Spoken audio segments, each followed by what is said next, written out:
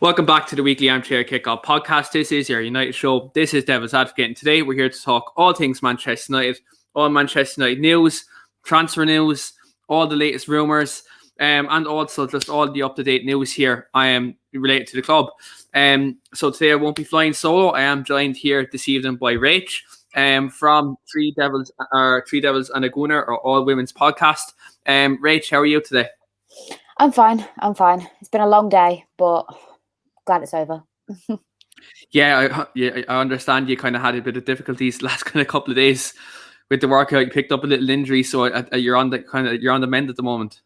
I'm getting there. It's a lot less swollen than what it was last night, but I'm still in absolute agony.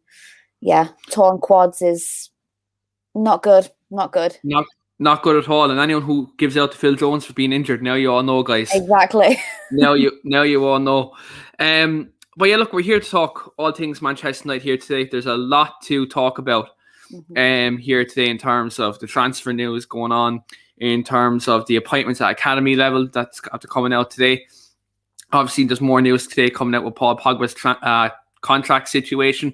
So there's a lot to kind of divulge in tonight here as a whole. Just going to come to a couple of comments here before we get cracking. Daniel Everson says, I copped onto this comment before the show even started. I'm currently walking off the golf course 30 minutes from home. Who me or Keane? By the looks things, Daniel, looks like I'm first today. Haven't seen you since 8 o'clock, bud. So looks like I'm first here today. Also, Rory is also in the comments again today. It says, even everyone, the birthday boy is here. Rory didn't even know it was your fucking birthday. Happy birthday, Rory. Hope you have a good day, pal. Let us know in the comments what you've done for the birthday today. Victoria's Secrets, as always, is in the house. And there also says, even all, hope everyone is looking forward to the feast of football that is the Euros. Absolutely. Look, I'm looking forward to a lot of football in the next couple of weeks. So I've been at a loss in the last kind of 2 weeks since the Premier League kind of ended, and the Europa League and Champions League and all that. So it's good to kind of, good for a bit of football back on the screen. Also, John Arnold in the comments again tonight and says, even John, hope you're doing well today. Also, Peter is in the comments here today. Peter says, hi everyone. Evening, Peter. Hope all is well today. Paul Ahmad also in the comments. Evening, Keane and Rach. Evening, Paul. Hope everything is well today. Hope everyone is well today. Absolutely hope everyone is having a cracking Tuesday. I was about to say Monday because yesterday was bank holiday in Ireland. If our Irish contingent will know, it was a bank holiday weekend yesterday. Everyone was back in the pubs yesterday. I looked like the only person that wasn't back in the pubs yesterday. The alcoholic that I am, I wasn't there. So I hope everyone is dying of a fucking hangover today, because I was absolutely jealous of everyone's Snapchat stories and Instagram stories yesterday, seeing everyone in the pubs. Shane also in the comments says, Rachel have to turn her quad because Ollie won't rest players. Yeah, Rachel is like Marcus Rashford at the moment, carrying multiple injuries. But yeah, look, Matt, just before we crack on, Matt is also here as well. Is even everyone, hope everyone as well. So good to see a lot of familiar faces in the chat tonight. A couple of other new faces as well. So look, I hope everyone is well today, and look, they all had a good day. But kind of, Rach, first topic conversation tonight is obviously Jadon Sancho. Rumors saying we haven't made a bid, other people saying we have made a bid. It's coming out today now that they're going to accept £77.5 million. United have agreed personal terms, as always, kind of same smoke screen as last year, but no official bid's been thrown in. I've been thinking about this all day before I went live tonight, and I want to get your take on kind of this. But do you think this Sancho news was fed not too long after the Glazers meeting with the Manchester United Supporters Trust last week? And do you maybe think that they fed this story out as a smokescreen to kind of deter away from the meeting that we had last week? Because for me, when I came on here last week, I said that I didn't have much faith in the Glazers. I didn't have much faith in kind of, even with all the links that were coming out, I said, look, I'd be happy, when he's in his training top. He's out training Carrigan. We get all the pictures. But for me, I was so excited over the weekend over the transfer. Again, I still want the Glazers out. But for you, where do you sit on this Jadon Sancho kind of saga? Because it looks like with the way it's going and with the stuff that Romano and stuff are coming out saying, and Christian Falk and all the same type of journalists are saying the same thing now. In terms of personal terms agreed, no official bid. The club want it done before the Euros, but the Euro starts this week. Where are you sitting on it? Look, I think it's going to happen. I think he will be a Manchester United player, but I think we were all fooled into thinking it would be done so quickly this year because of the point that you've just made about the fans forum that happened last week. The timing was so convenient. It stinks of their PR machine, churning through the motions, going through, thinking, right, what can we do to get the fans kind of back on side before this forum so they don't, go too off on us. But we see through it. There's no hiding the fact that I don't think it will be done before the Euros. Exactly, Victoria. It does. I don't think it'll be done before the Euros. I think, in my opinion, I think it will be a deadline day signing. They'll try and dress it up as this. Obviously, he will be a big signing because we've wanted it for so long. But I do think that it will be deadline day. And it just stinks of bad ownership, bad negotiations, bad fucking everything. So, yeah, I'm cautiously optimistic that it could happen. I think definitely not before the Euros. I think it could happen soon-ish, but it could be a deadline day job. Look, I think when you look at this move, I think you look at it.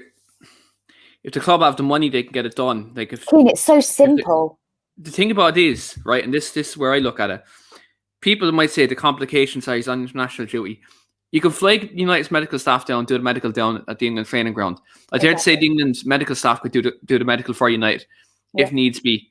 It's not too complicated. Like if personal terms are agreed, then if United are really interested, just get the deal done. Mm-hmm. Like, it's the easiest deal you're going to do all summer, probably. Yeah. Considering a defensive midfielder is probably going to be a harder deal to do because everyone knows that's the position that we really need. And we're probably going to have to pay over the odds for a defensive midfield player this summer. Mm-hmm. And obviously, like deals like Trippier and that, which you're going to get done quick if it does come to pass. Mm-hmm. Even like the centre-back deal, Rafael Varane or Pau Torres, these deals, because they're overseas, they'll probably take a bit longer to do. Yeah. Because, again, they're premium, they're very good world-class centre-backs. Mm-hmm. But this one has been brewing for 18 months. So, for me, I think this story, and I think I don't want to be, I suppose, on the side of, I don't want to be pessimistic about it. I think it's going to happen. Yeah. I think it's going to happen. But United need to be smart here. United need to be savvy. Victoria's Secrets has brought up a great point, and I was actually going to touch on this. Yeah. There is a risk that if he has good Euros, that his price could go up. Dortmund could re-stump it up and say, look, I know we wanted like 70, 80 million, but now it's gone back up to 100 now because he's in demand. Like, who's not to say Sancho goes to the Euros and tears it up, that Dortmund say, look, Real Madrid are coming in for him now. Mm-hmm. Other clubs, maybe even a Barcelona, someone like that. You never know. Like Chelsea were linked with him earlier on in the year. So, like for me, I think you get it done. If you want to get it done before the Euros, get it done before the Euros. But if you don't want to announce it until after the Euros, at least agree the deal in principle. Give them the money. Get all it done in the background. Yeah. And release a media statement, say, a deal agreed in principle with Jadon Sancho, pending medical and all that stuff. Whatever you want to do. But for me, I'm the only concern I have, it's not so much about this deal, because I think the deal eventually will get done. And I think, as you said, it could go down to maybe the latter stages of summer. maybe deadline day. People tend to forget there's 8 weeks left in the window. Like there's only going to be 8 weeks in this transfer window, which isn't a long time when you consider how Manchester United negotiate deals. It takes 8 weeks for one transfer, nearly, on average. When you look back at the Bruno transfer, that nearly took 6 months to get done.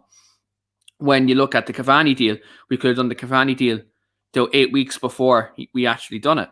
Yeah. So if you want to talk about this current board, this current structure, you'd be slightly concerned if the Sancho deal drags out all the way through the summer, because if it does, it might be Sancho and that's done. That's it. Yeah.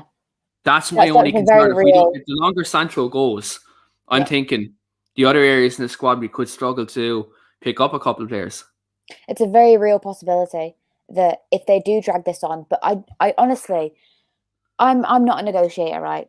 But personal terms and fee are probably the two main, the biggest factors in a transfer that are the hardest things to get over the line.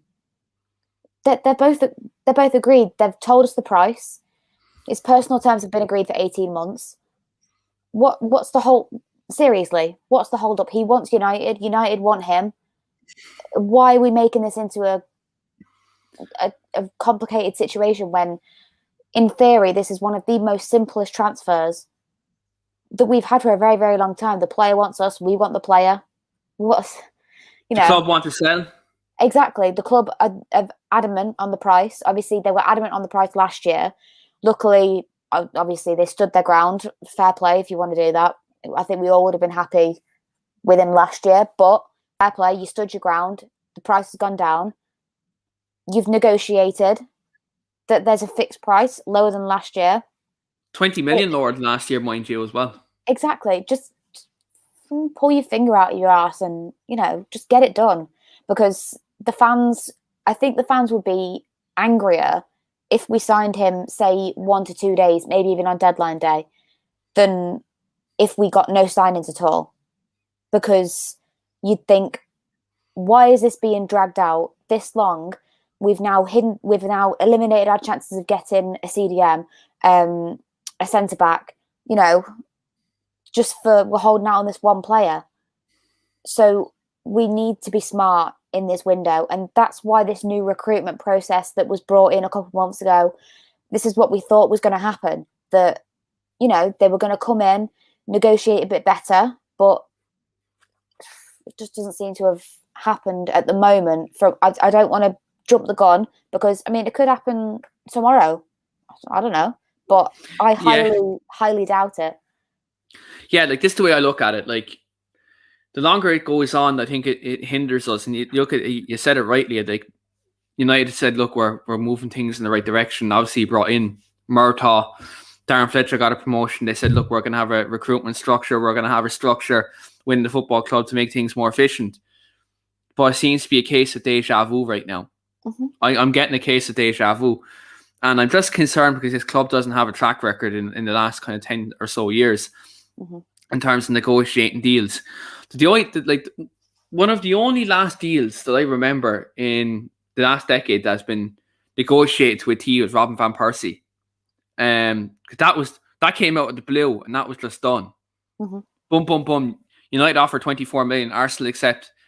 Next minute, we know next day Van Persie's holding up a United shirt. Sorry, William and Jennifer. Had to throw that one out there. That in terms of, I know it's Van Persie, but like in terms of efficient transfers, that was done straight away. You look at the Donny deal was done last year simply because Van der Sar said, "Look, you can have him." Like Van der Sar, because the United link that got done very quickly. I think it was within 2 or 3 days of the links he was signed. In that regard. Like you look at other deals in the last kind of 10 or so years that have fell apart. Wesley Sneijder, Nico Gaitan. There's deals like that. Gareth Bale. I'm still waiting on all these players to fly in to Manchester Airport and come into Carrington and do their medicals. Like, this Jadon Sancho deal, the fact it's been going on 18 months, kind of reeks of them deals, that supposed deals that never materialized. And Paul says, who's rescuing Danielle from IKEA? So Danielle is in Birmingham right now, and she's in IKEA. Now, I've been to IKEA. I love IKEA. IKEA is very good, but sometimes it can overwhelm you. So if anyone is in the Birmingham area who watches the Weekly Armchair, I don't know if anyone from the Birmingham watches the show, but if you do, our friend Danielle is in IKEA. I don't know if she's lost or she just wants to leave because she doesn't want to be there. Either way, can someone rescue her from the IKEA store in Birmingham? Thank you. That's just shout out to Danielle with the IKEA problem. But anyway, do you know what? I think for this signing as well, it's a sign that we need. Like, we haven't had a right winger at this football club. Like, when you really look at it, we haven't had a right winger since. I know Ronaldo played everywhere across the tree, played the left, played the right, played up front, kind of all times. But since we signed Ronaldo, have we signed a world-class right winger? No. Now, people can say Di Maria, but yeah, he had the potential. But he was more of a number 10 at Madrid the season before. Like, he played in the middle of the park for Madrid in the Champions League final that year when we signed him. But I can't think since Ronaldo have we actually signed a world-class right winger. Like, Antonio Valencia was like up and coming with Wigan in the league. Very good winger, but wasn't world-class and never reached that level. Ashley Young, we signed him as a winger. Very good Premier League player, but not world-class. Not next level. Jadon Sancho, like, is like, you know, Amad Diallo, like Victoria Secret's Amad Diallo, his last right winger we did sign, but again, he's potential. Like, he's not proven yet. We need it. We need it now. We need it now. Yeah, and because our right-hand side is just dead. Like, it's completely dead, and we're so predictable because teams know that we're going to try and shift it onto the left because that's where all of our creativity is. You've got Shaw and Rashford with the chemistry. There's absolutely nothing down that right-hand side, and obviously Wan-Bissaka, although he's an amazing 1v1 defender, his going forward does lack a little bit. I think Mason does a job on the right too, but it's only a job because he's a striker. Like, he's not a natural right winger either, you know? Yes. Yeah. It's just so I think when you look at that, Rach, you pointed out finally there, like Wan-Bissaka, he's not ready to kind of be that attacking fullback. Do you know, yes, I think there's still stuff he needs to add to his game. Everyone knows where I stand on the Trippier transfer. I think it could be a decent short-term option. But, like, in terms of the Sancho and the right-hand side, he ticks all the boxes to what we need right now. And next season, you have Diallo playing behind his Sancho, like, in terms of pecking order, in terms of that right wing. Yeah. It's a very good option. Like, Diallo, he can't get better. Like, next season on the left, you have competition between Rashford and Martial for that left winger spot. I think that's what they should be competing, because when they started showing their best form was when they were both competing for that left wing spot under Jose. Like, they both really thrived when the two of them were really competing for each other.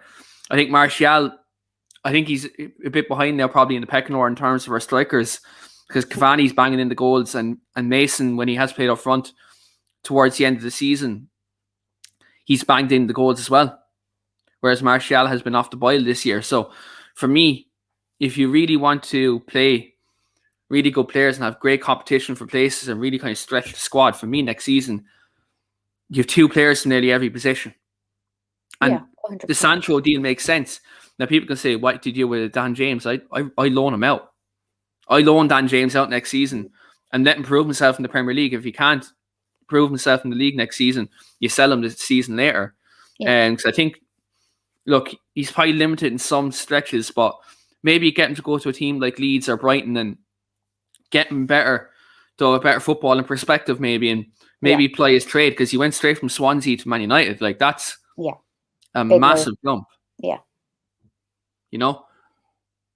I know a lot of people slate Dan James, and I understand that he doesn't have the footballing brain. He doesn't have a lot of creativity. He uses his speed a hell of a lot, and while his speed is absolutely insane, there's no use in having speed if when you get to the end, you've got no end product and you just look up, because it's like he just looks up, sees people in front of him and he's like, I don't know what to do. And then he just either stops or gives it away, or, you know, tries a half-ass shot or a half-ass cross. But I agree. I do think that we should load him out before selling him, because, I mean, we obviously bought him for a reason.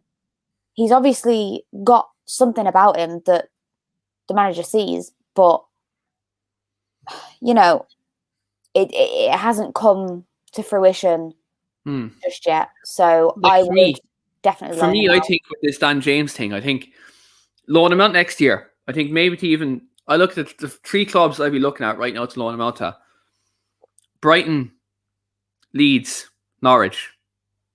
I even throw a 4th club in Brentford. Someone like that where he's guaranteed probably first team football. I think he definitely needs to go to a club that focuses on attacking football. Yeah, all 4 that fit the bill. Yeah, so like Leeds, I think would be perfect. And obviously he was supposed to go to Leeds before he came to us. So yeah, I think Leeds would be the perfect fit for him, because he can experiment with his going forward, his natural speed and his like natural ability. So, you know, I do think a loan would be better for him. I don't think we should jump the gun just yet and sell him, but, you know, because he could be a little star.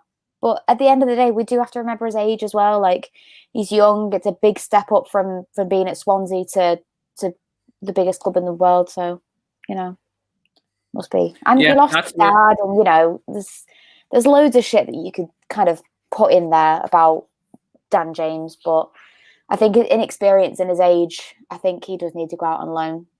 Yeah, I think that does contribute. And I think, again, if you're getting Sancho in, you're getting, you know, and if Martial's back from injury, I think what you do with Dan James, you loan him out, let him see how he gets on the Premier League, and then go from there. Yeah. Because obviously, we've Shortire also coming up from the academy, who is a member of the first team squad as well.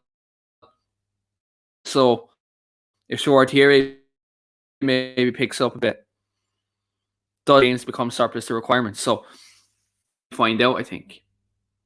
You know, I think we see kind of Dan James that goes, what he does, and the others around him, such as the Martials, the Shortires, the likes of all them, see how they get on. And then let's see kind of where the natural progression is of our wingers, because we do have a lot of players on both sides, but we don't have a natural number 7, like a right winger. And I think that's where Sancho comes in. I thought Diallo as well, but that's where Sancho comes in. He plugs that gap, and there's competition there with Sancho as well in Amad Diallo, who, by the way, scored a fantastic free kick for Ivory Coast the other day. And it's one of the reasons why I had a Twitter ban the other day. Well, I've actually found out the real reason why I've been banned off Twitter. I actually said to Tim, I'm going to address this on the show. So if anyone remembers, I posted a video of all of Edison Cavani's goals for Manchester United. If anyone remembers that, the ABBA song "Gimme, Gimme, Gimme" is in the background, and all of Cavani's goals for United. Guys, when did I show you this email? It wasn't any rival fans who reported me. It wasn't any United fans who reported me. You're gonna love this, guys. You all know me as a shit. You know, everyone knows me as a shithouse on Twitter. So I'm just gonna get this tweet up here now. 1 second, guys. Not this tweet, sorry, this email that I received. I'm logged into the wrong email address. What am I doing? Right, so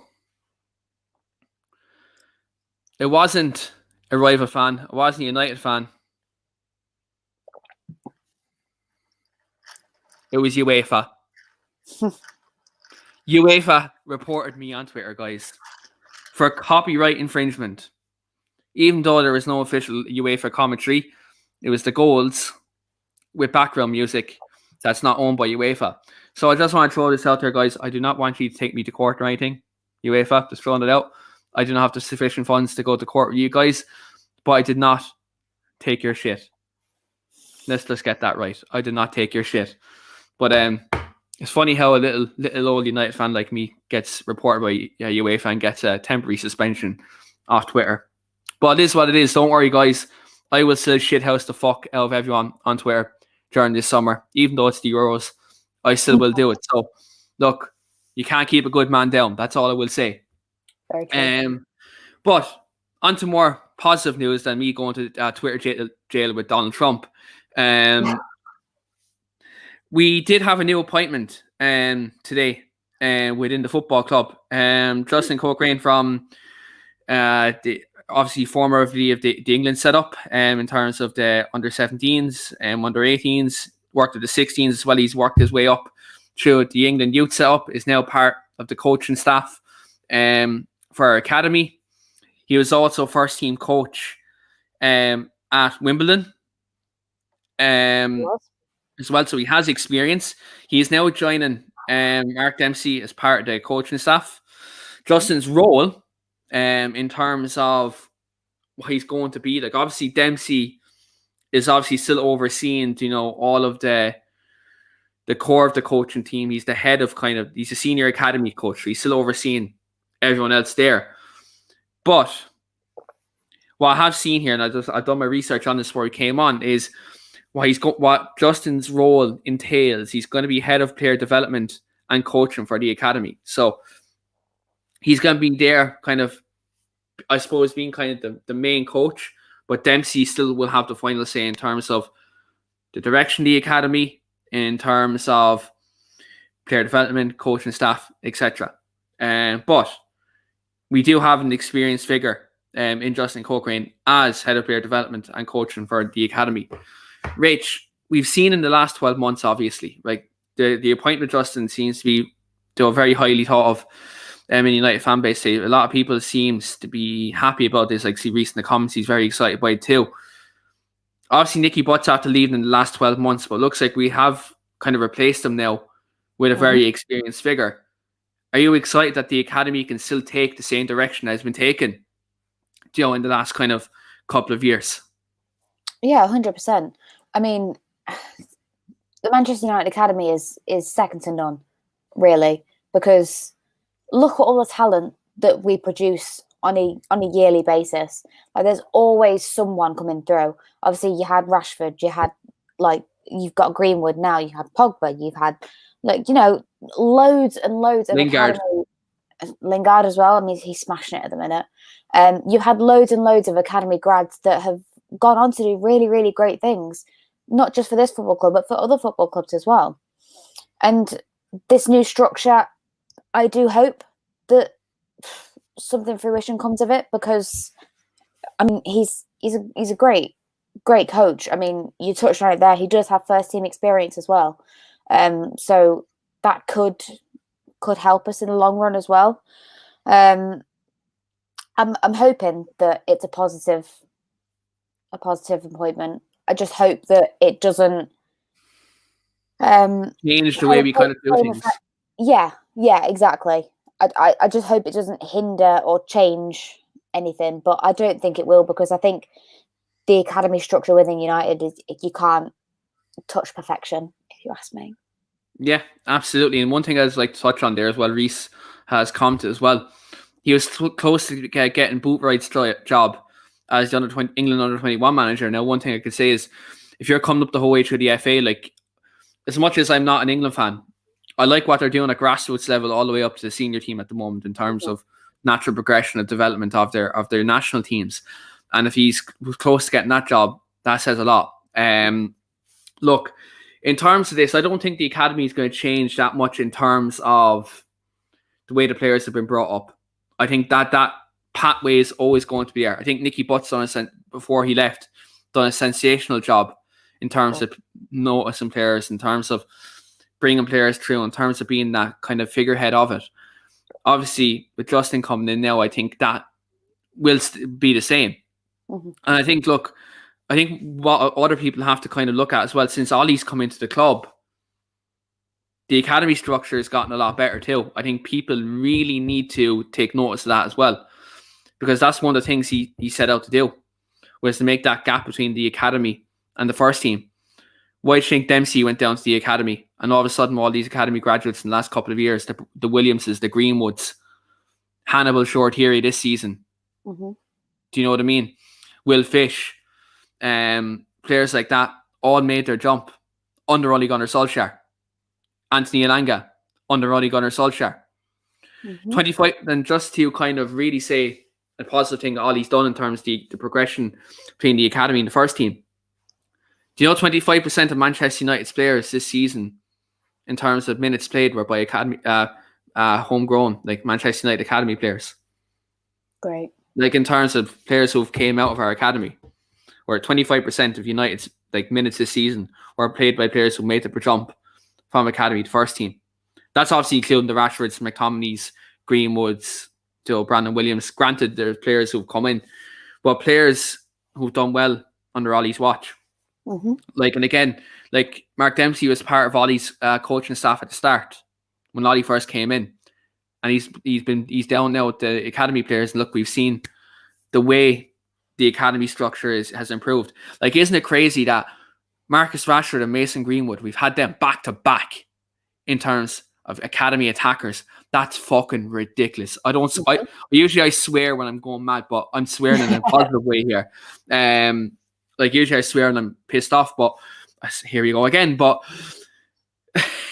like, to have them two forwards back to back is ridiculous.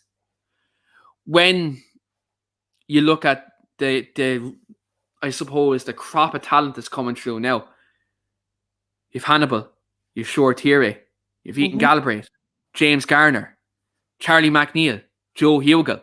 That's 7 players I've named off. And that's not even before the likes of Will Fish in there as well. Brandon Williams is technically still an academy player as well, and he's been drifting between academy and first team. 100%. So I think when people look at this football club, yes, there's a lot wrong with it. There's a lot wrong with this football club. But the one thing that hasn't changed is the academy and the progression of the academy. Under Jose Mourinho, the academy was in one of the worst states it was in a long time. And I'm talking about before Sir Alex Ferguson. It was in the same kind of state before Sir Alex came in terms of progression. It was very bad.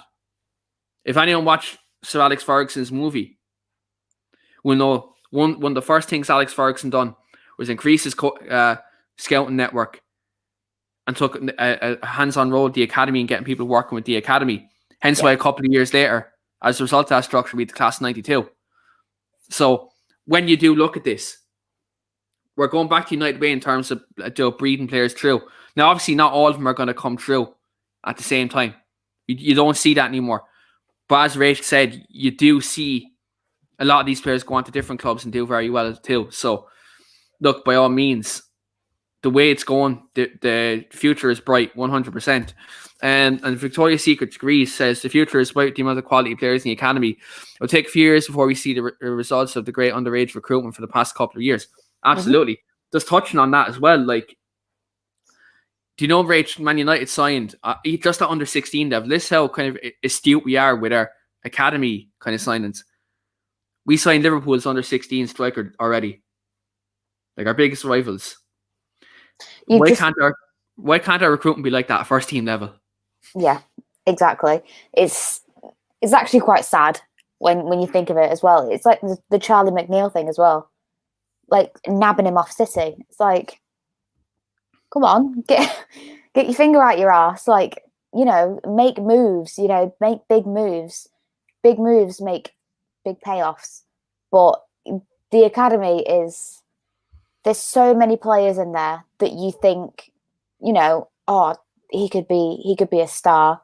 Like, they've just got that winning mentality that's instilled in them from such a very young age, whether they've come up from, under 7s all the way through, or whether they've just joined within, like, under 21s, under 23s, I think you've got to have that mentality. And being at Manchester United, I think you taught that, but, by watching documentaries of, Sir Alex and watching players like Marcus and like Mason, because they're an absolute credit to this football club.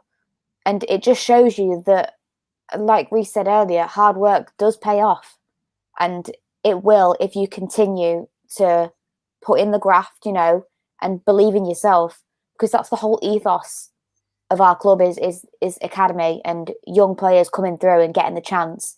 So they just need to, keep plugging away, keep having the belief that you can do it. It's like Dean Henderson. Like Dean Henderson's another one I've that completely stopped. I know he's on loan at Sheffield United, but again, there's another academy product which is primed to take over the former best goalkeeper in the world. He's got one of the most elite mentalities of a goalkeeper, a young goalkeeper that I've seen in a while, because he will be number one, and he knows that in his head.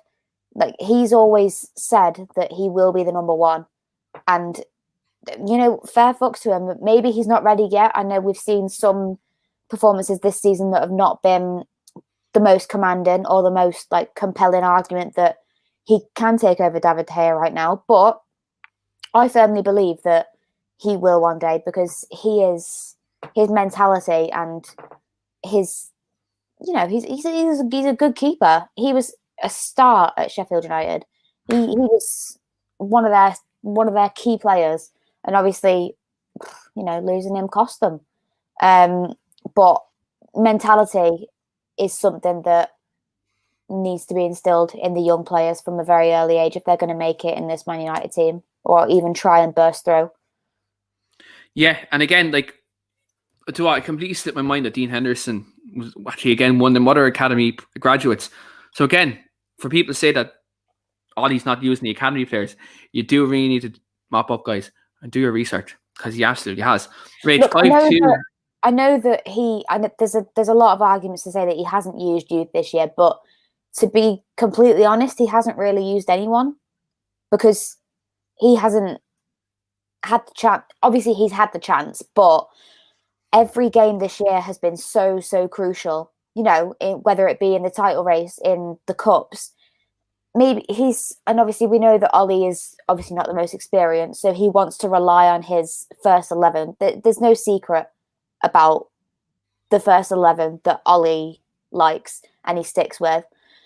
I think next season, with a more spread out season, we will see him use the wider squad a lot more and the youth a lot more, because there will be, more time for them to train. The training schedule this year must have been absolutely insane. So I think it will be easier in a regular season to bring through youth players and the wider squad, rather than, just sticking to your 11 that because they get the job done. Do you know what I'm trying to say? Yeah, absolutely. 100%. Two questions, you Rach, just finally on the academy, just before we move on to the Pogba situation. Do you maybe think with this crop of talent, like we've mentioned, 7, 8, 9, 8, 10 players, including Dean Henderson as well, just out the academy and loan the last kind of 2 years, do you maybe think this is the best academy team / youth kind of generation since the 2011 FA Youth Win Cup team? Obviously, Lingard's, the Sam Johnsons, Paul Pogba, there's players like that who did make that break as well. Do you maybe think this is probably the strongest position we've been in since 10 years ago almost, in terms of academy talent? I would say it's hard to disagree with that statement, because of the sheer number of players that we've named over the course of this podcast, there's so many that have that have got the star quality, that potential to be amazing. And if they just work together, and we've seen flashes of it, we've seen how they work together. I do think it's a very, very, very strong, academy bunch that we've got, and I think we're absolutely spoiled for choice, in my opinion. Yeah, I think when you look at before I come to the next question, I think you have to look at this academy, and you have to look at Chelsea's academy. You obviously look at their development: Mason Mount, Reece James, Billy Gilmore, the players like that, and to have gone there and been very good. Obviously, they've produced a lot of very good players. I think United's and Chelsea's academy are definitely the two best in the country at the moment by a country mile. I think just the proof is in the pudding by looking at the two teams at the moment. Yeah. But the final one just on the academy, Rach, is you look at the players I was going to name out just 3 players with regards to this. James Garner, Hannibal, Short-Here. Mm-hmm. Now, there's 3 players in the first team squad who are like, in my opinion, we've 3 ready-made replacements in the academy for 3 first team players. Obviously, Jesse Lingard's probably going to leave in the summer. Yeah. So Short-Here, in my opinion, is his replacement. Mm-hmm. Like, same type of player. Juan Mata is a number 10. Legs are gone. Probably better off in La Liga. Hannibal, we've seen it against Wolves when he came on for Juan Mata, how much of a good player he is, and we've seen him in the first team. Mm-hmm. Nemanja Matic looks like he's probably fading. We've seen how good James Garner was on loan at Nottingham Forest last season. Mm-hmm. Do you maybe look at them 3 players? Obviously, all probably surplus to requirements in the eyes of United fans. Yeah. Do you maybe think at this moment in time, just for them 3 players alone, that we're probably either going to sell or leave go on a free, that we actually don't have to dip in to the market because we have 3 very good academy players who can actually save us money to dip more into the first team?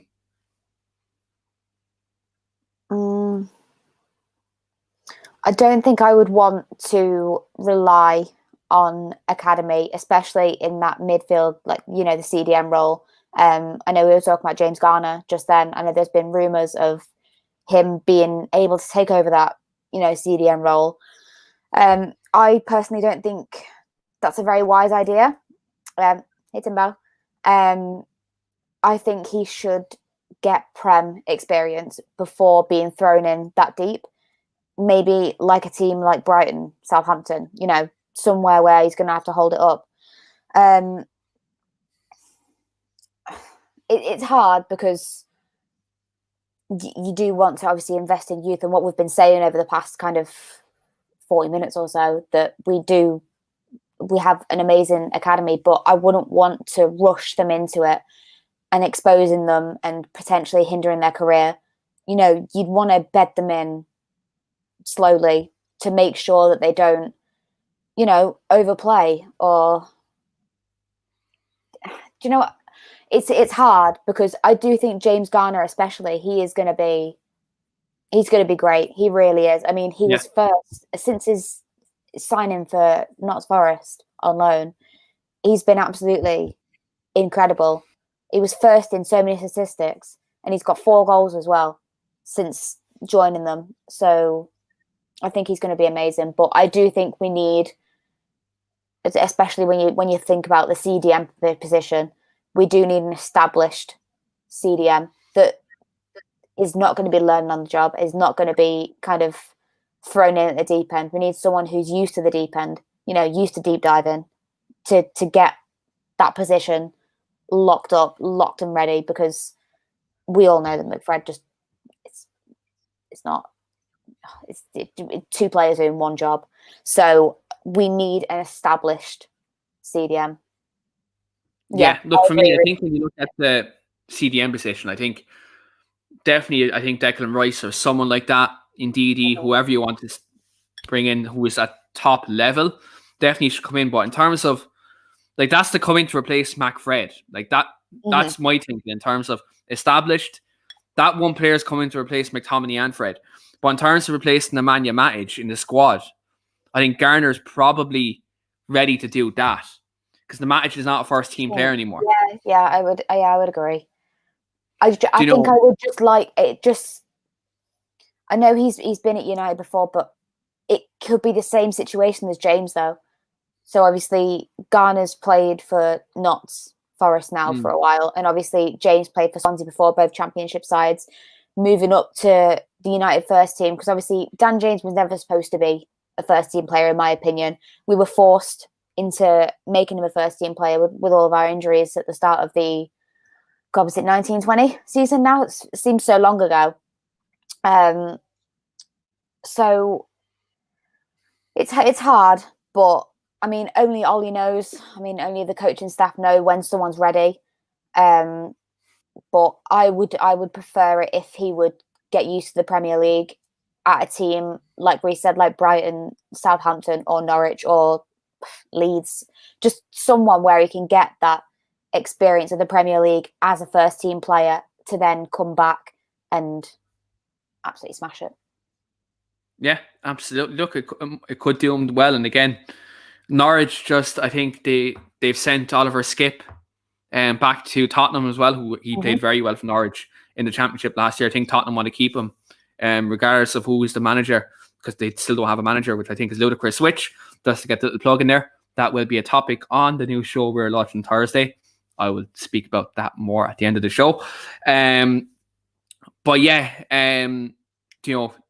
he could be Skip's replacement in terms of at Norwich, because I know Norwich are looking at James Garner at the moment on a loan deal. So could be a relevant possibility. But I think when you look at Lingard leaving the squad and you look at Mata leaving the squad, I think Hannibal Short-Hiri are ready. I think they're too good for under 23s at the moment. And again, Mata and Lingard are squad players. I think Short-Hiri Hannibal would be able to fulfill that. And like when you look at Hannibal, especially, he's a number 10. He'd be learning off Bruno Fernandes. No better player to be learn your trade every day in the training pitch and on match day. No better player to actually learn from. So for me, if you have a player like that in the squad, Hannibal, who is a raw talent and who I think out of all the academy players probably at the minute, he's probably the most ready. Probably from when you look at the attacking players, I think McNeil isn't ready yet. I think he needs another year and a half. I think Hugill, I don't know if he's going to be a Premier League striker. I have my doubts. I think he's very good at 23s, but I don't know how good he's going to be a first team. But I think you look at Hannibal, he's definitely the most ready. And if Mata leaves, then there's natural progression there. But we're talking about academy products. We're talking about players potentially staying, players potentially leaving. We have a midfield player going into his final year of his contract in Paul Pogba. Now, there's been numerous rumours coming out in the last couple of days in terms of Paul Pogba. Obviously, look, I touched on Adam's show. Looks like Mina Raiola wants wages of £500,000 a week for Paul Pogba. Other rumours are going saying that that Pogba's going to run down his contract for the year and he's going to leave on a free next summer.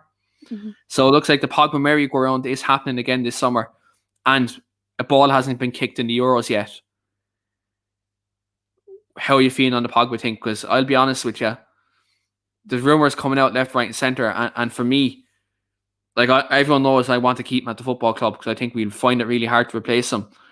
I'm shitting myself about this. I don't know how it's going to go. How are you feeling on the Pogba situation? I go through peaks and troughs with Pogba. I genuinely feel like sometimes I think, no, he's going to sign. But then I'm in the boat at the moment where I think he will run his contract down and his agent will push for a move away.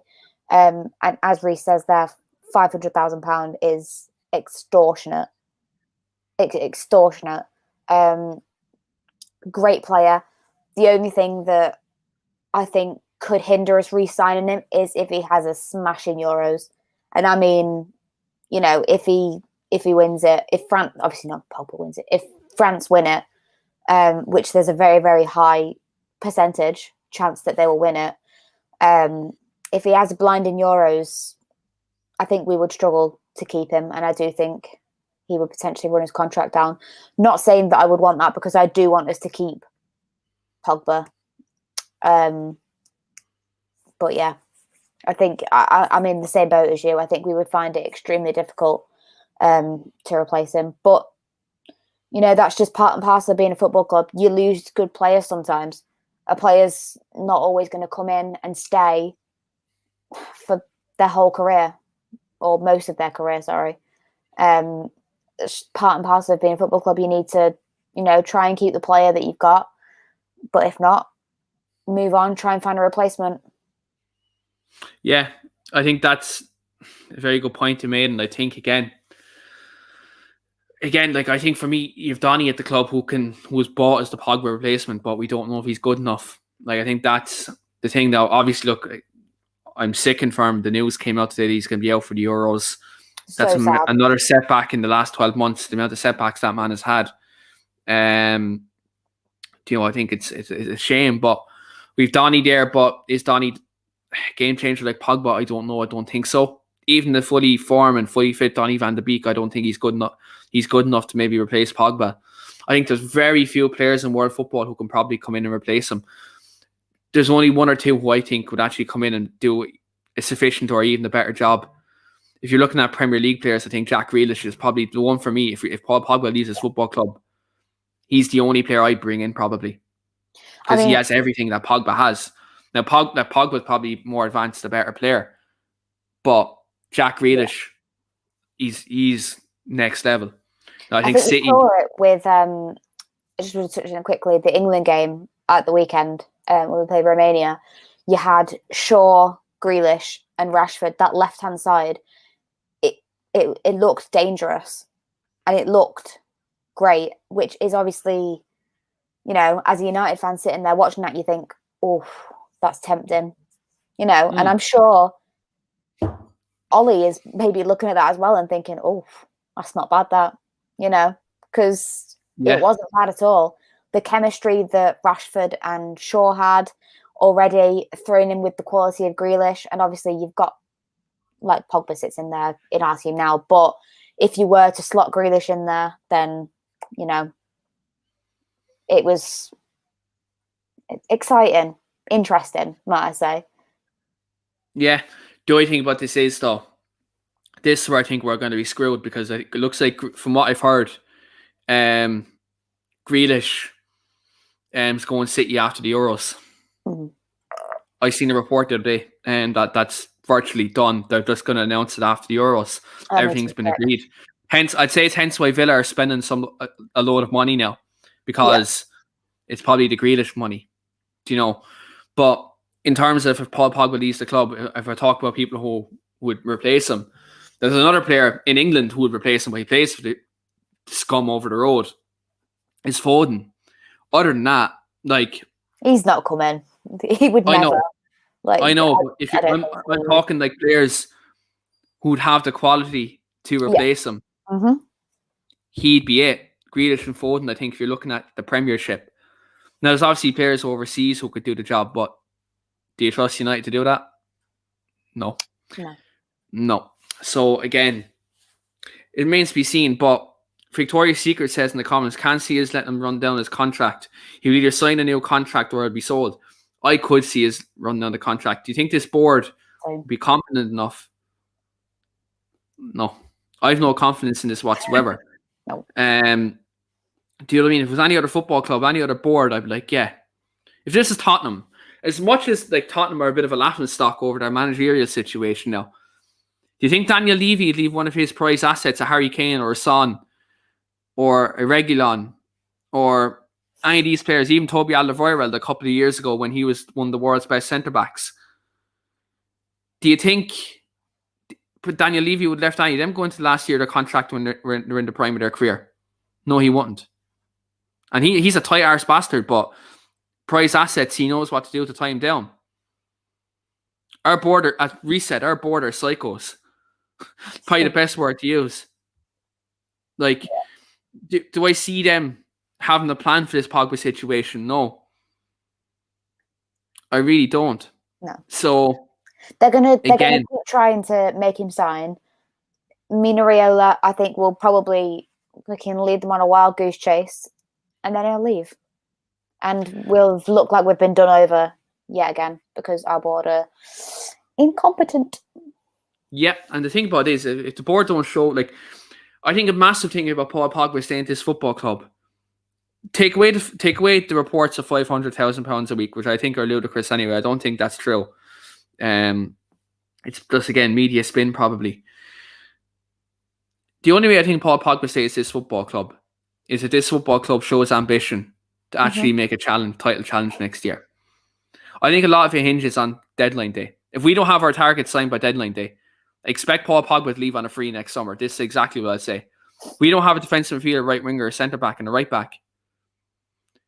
Expect Paul Pogba to leave this football club next summer on a free transfer. And you can all clip this up right now. Do what you want with it. But if these things don't happen, do not expect that man to sign a contract at this football club. And quite frankly, if that doesn't happen, then I don't blame him. Because a player of his quality coming into this, like, either one or two things happen here. A, you sign all them players, you show ambition, and you go to the next level. Yeah. Or B, you lose your best midfield player. And it's going to be like, I'm not going to say it's like when Ronaldo left, because Ronaldo's miles, worlds better than Paul Pogba ever was for this football club. But again, it's in the same kind of category of losing your best player and not showing ambition after it, and then regressing after it. Yeah. So, for me, either one or two scenarios happens here. The manager gets backed, and more importantly, the ambition is shown by the football club to progress from this season. I guarantee you, we do that, and all the signings are done by deadline day. Expect a week after that, Paul Pogba signs a new contract. 110%. But if that doesn't happen, expect him to leave on a free, and don't be disappointed. Don't be disappointed in fans saying that, being negative and saying that's going to happen. Be disappointed in your football club, because they're the two scenarios that's going to happen here with the Paul Pogba situation. And either way which happens, I don't blame him, because what player wants to be playing in a team that's just fighting for top four? Like any top player. If this is Bruno Fernandes, I'd be saying the exact same thing, because he's one of my favorite players, but he's also a top player. So for me, any top player in this day and age wants to win trophies. Any top player in this day and age wants to be playing at the pinnacle. If they don't, do you know? Yeah.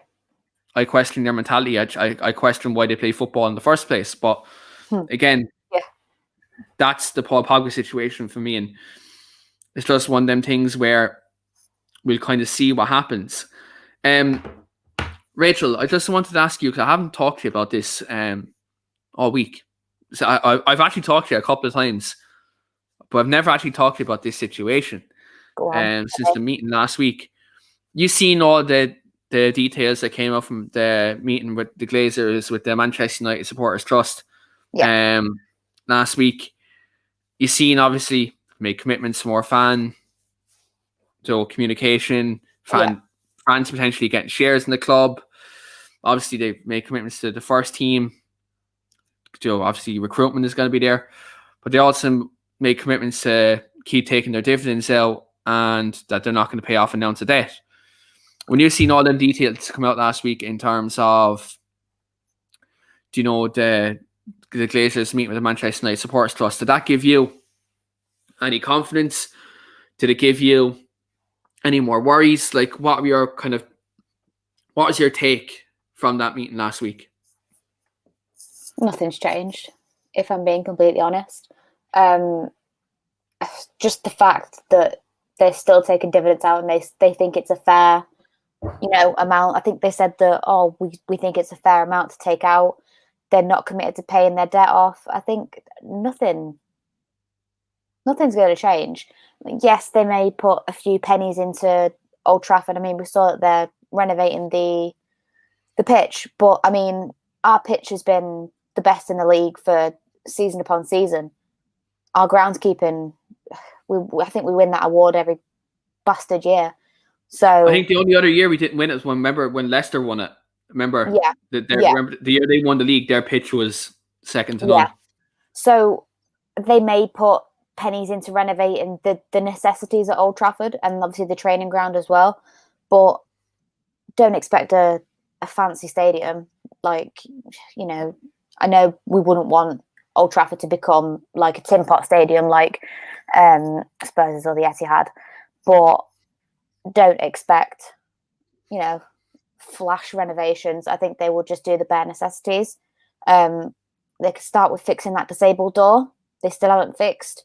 So I think nothing's going to change.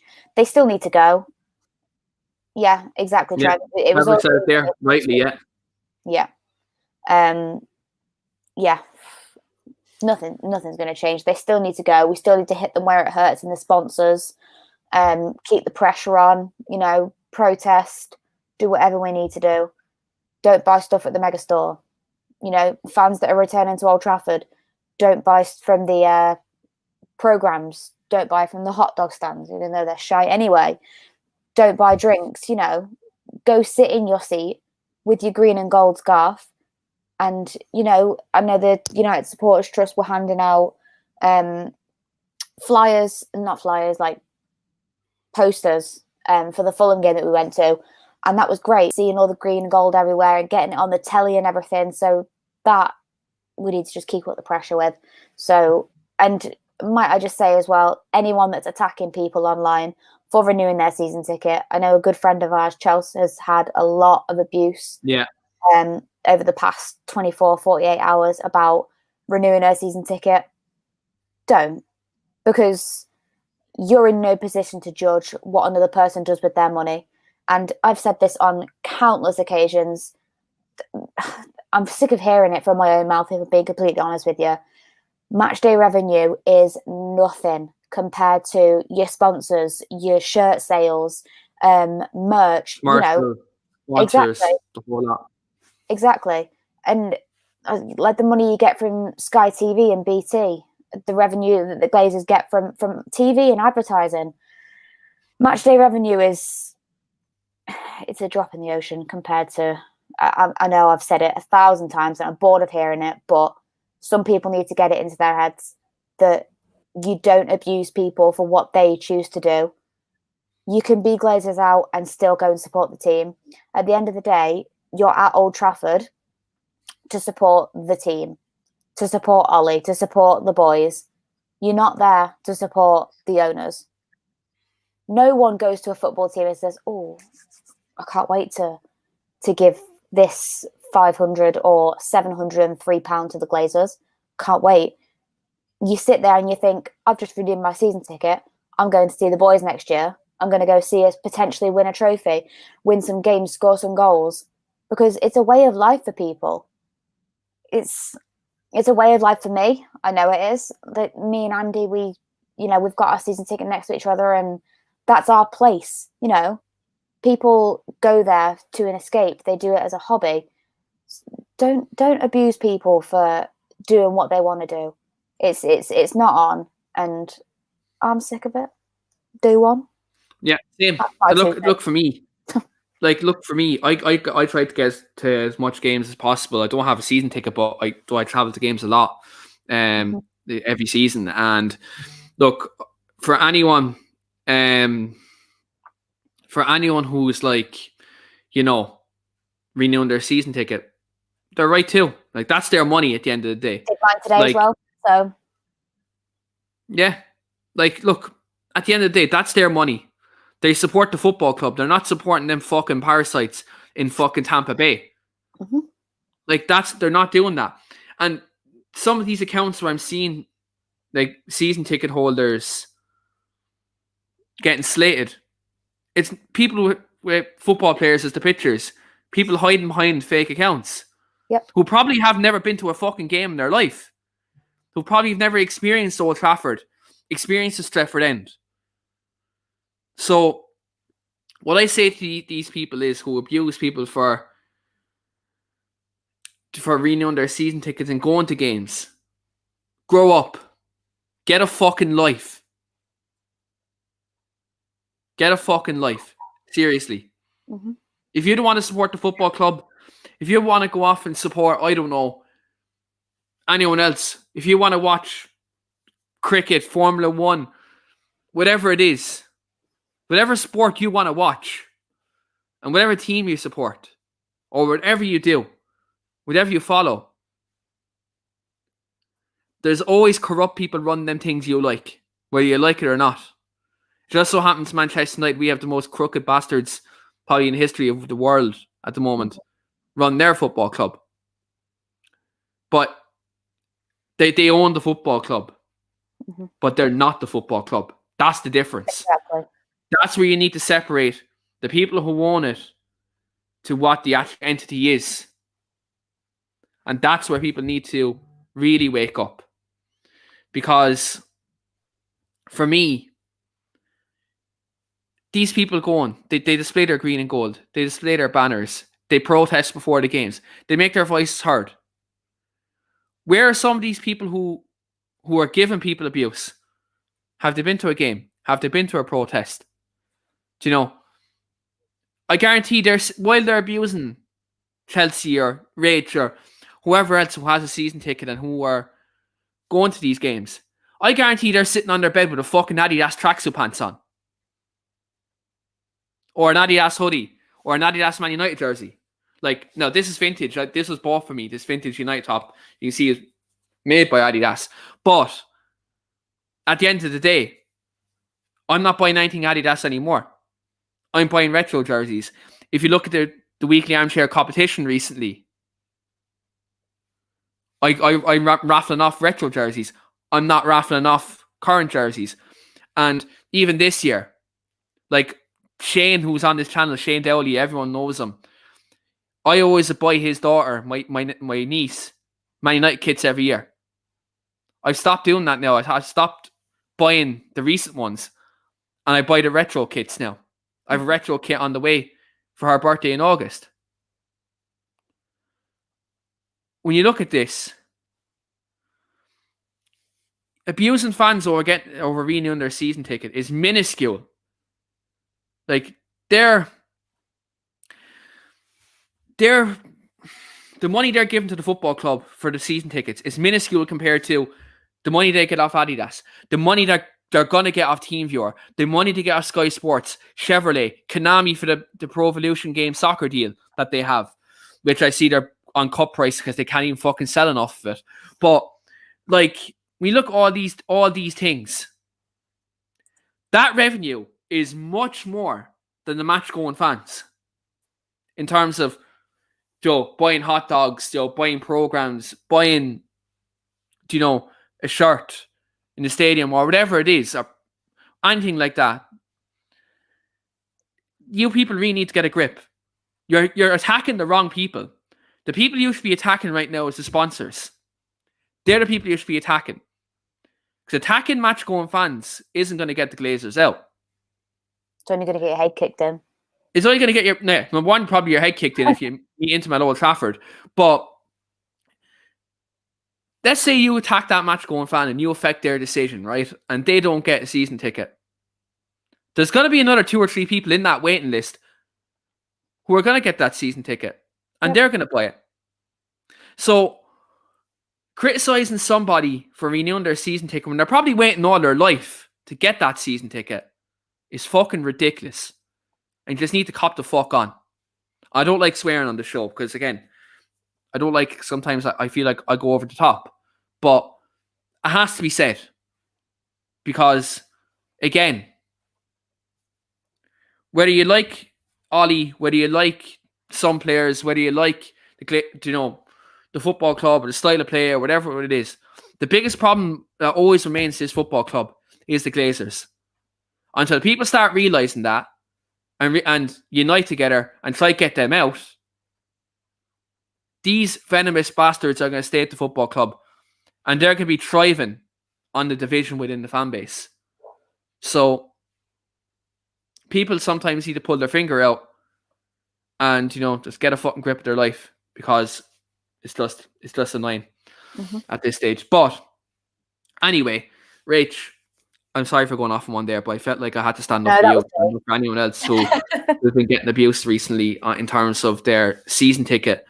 But one final thing, Rach, before I kind of plug the new show coming up, who's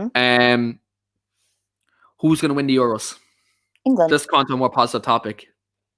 England. I've made no secret that I think it's coming home. I'm so confident. This team that we have is special, right? And you can call me deluded. You can call me whatever. I couldn't care less anymore. It's coming home, and that's it. So, England. Yeah, fair enough. I'm in agreement though with Paul. I have these back to 12-1 with a couple of months. So hopefully Bruno Fernandes breaks your heart, Rachel. I'm sorry. But we're going to wrap it up there, guys. And thanks very much to everyone for tuning in this evening. It's been a very good show. A great mix of topics tonight as well, going from transfer news to the academy to Paul Pogba to everything. So, like, you know, I do appreciate everyone tuning in today. But just before we go, we are launching a new Premier League podcast this Thursday. It's going to be hosted by our one and only Mr. Greg Chambers. It's called the Talk of the League podcast. It's a Premier League show where different fans on every week, and to talk all things Premier League, not just Manchester United. We're going to be breaking down the ins, the outs of the league, transfer news, the sackings of managers, anything you can think of that's going on in the Premier League will be discussed on that podcast. Different guests every week, and obviously, same way the weekly armchair is, there will be interviews as well, and so on and so forth. So, you know, do check that out on Thursday. Greg is going to be joined by Steve McGrath, our Tottenham fan, and we're also going to be joined by Adam Matic as well from Adam Matic TV. And so Steve and Adam, you know, two very knowledgeable fans and very passionate about their football clubs, as well as Greg, you know, who's very knowledgeable and look to be first time hosting. So make sure everyone to check out that show Thursday. It's 9 p.m. Thursday, and promises to be a very good show. I'll be tuning in. I'll be just finished work at that time. I will be as well. I'll be tuned in. Everyone make sure you get into the comments that day and, you know, show the support for Greg and also the channel, you know, because, again, at the end of the day, it's all about the growth and the enjoy, not even the growth, like just enjoying doing content every day and just interacting with people every day. It's great. Even sometimes if you slag me, guys, for being late, that's not my fault sometimes. Sometimes that's enforced, but I appreciate it either way. But look, finally, that guys, just smash like the video and do hit that subscribe button. Look, we will be trying to get content out every day between now and the end of the Euros and the start of the season and so on and so forth. So do continue to show your support. It goes a long way in terms of helping us. Just before we finish up, Rach, where can our followers find you on socials on YouTube? You can find me on Rach MUFC7 on Twitter and the Weekly Armchair Kickoff podcast for the YouTube. Yeah, absolutely. And she is on Three Devils the Corner, which is live actually tomorrow, Rach, I believe. It is tomorrow at, I think it's 8:30. I think 8:30, yeah. Tomorrow night. So yeah. Yeah, 8:30 tomorrow night. So Rach is going to be joined by Chelsea, Amy, and Jennifer. And we may have a new Arsenal fan there too. Oh, stay tuned for that. We shall see. We will let you know. I will let the girls know in the group chat later on. Yeah. But anyway, thanks very much everyone for watching. Be back tomorrow and Thursday. And as always, we'll see you later. Adios.